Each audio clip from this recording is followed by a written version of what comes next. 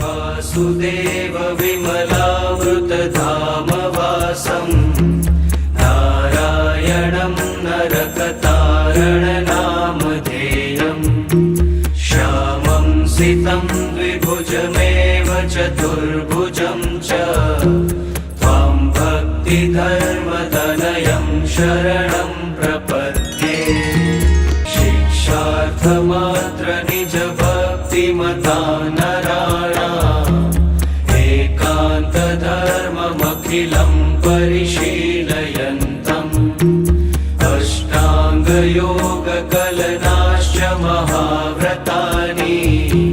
त्वां भक्तिधर्मतनयं शरणं प्रपद्ये श्वासेन साकमनुलोमविलोमवृत्त्या